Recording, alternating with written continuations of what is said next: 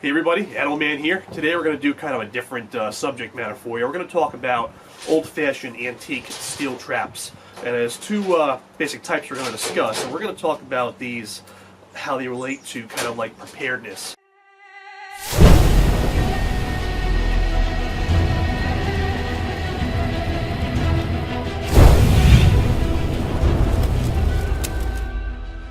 You know, I don't like the term prepper. I don't consider myself a prepper, but I am into preparedness. I think that's just a responsible.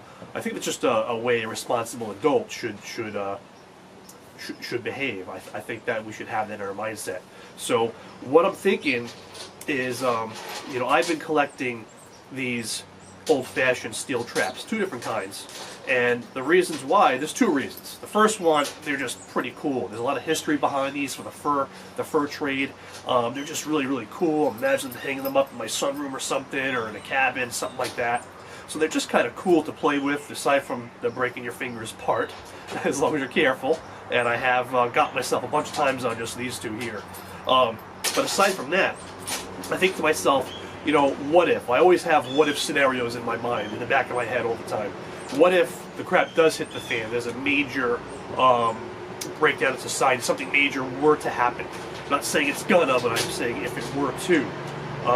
I have people saying to me all the time when the conversation kind of steers towards what I do on YouTube or teaching survival classes or whatever, and people go, oh man, when the zombies come, I'm going to head over to your house, I'm going to go to your house, and we have a big chuckle, and it's kind of funny, but I think to myself, oh crap, like, seriously, are these people really going to show up at my doorstep? And I can't possibly care for all these people. I can only, myself, care for a very small group. After that, I'd have to steer people away. But what I could do is right away, right off the bat, start to try to train people on what to do. And that's probably the best scenario. And yeah, people should learn this stuff now, but most of them are not going to. So what I'm left with is, how do I deal with this after the fact? And how do I help people help themselves, basically, help each other? So what I'm thinking is, I always tell people when I'm talking about trapping, I say, you know, it'll take the average adult 30 days to starve. And I just say that just to make the point, but realistically, in an emergency, you're not waiting until day 29 to start trapping and trying to find food. You're starting on day 1, all right? So in a disaster scenario, you're going to have to start trapping right away, throwing food right away, doing all of that, going through the motions, and that when that happens is not the time. It's not the time to figure out how to use these. The time is past. The time is now to figure out how to use these, honestly. So I hope people will kind of take the hint, not just with this, just with all this preparedness stuff. You have to do it now, and you learning what to do when something's already happened is not the time to learn it. It's already too late for you, probably.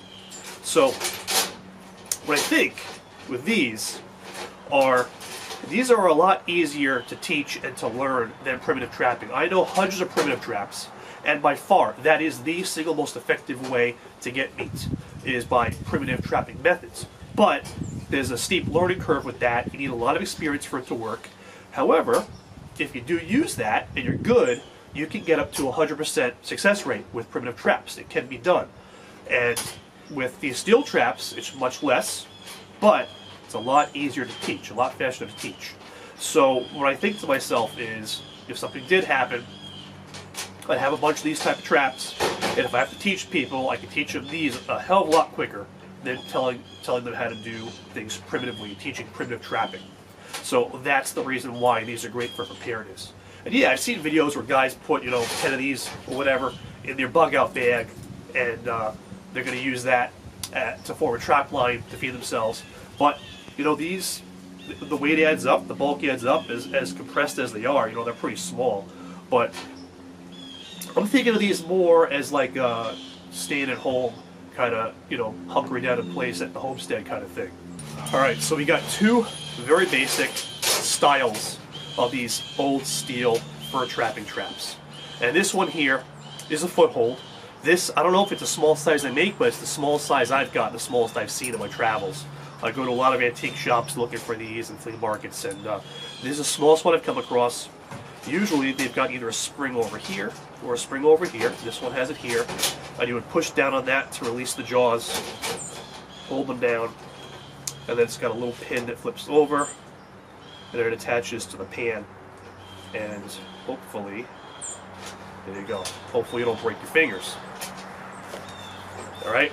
And when I was a kid, I used to play with these and think you put a bait on the pan there, but that's not what it's for. That is for, you put bait in front of it or a scent in front of it or something, and then they would put their foot down in this, and here's how it works.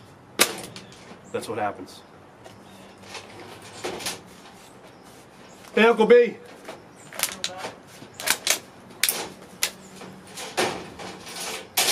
So here's the second main type. This is known as a body grip trap. This was used extensively by fur trappers going back a couple hundred years. And this is the smallest model, I believe, which would be a 110 conibear. And let me set it for you. This always freaks me the heck out, setting it, and I always get my fingers. But, so now I'm going to hold that. You want these to be in the middle. And this little pin here goes in between those and hooks on. Hopefully I can get it without getting myself. Okay, I got it. And then the cool thing about this is then you could put a stake through this hole to hold this in the right spot. And the main two uses for this trap is, number one, for animals like a muskrat that are in the water. You'd have this in the water partially submerged. The water level would be about here-ish. And you'd have this on the inside of a bend, and they'd swim right through it, and when they go through and touch those pins, it triggers the trap. The other thing is they use this for animals like a weasel or a mink, and they'd have some kind of pocket or a hollow log, put bait down in there, and the animal would stick its head through there to get the bait, and watch this. Boom. It's all over. So that's how that would be used.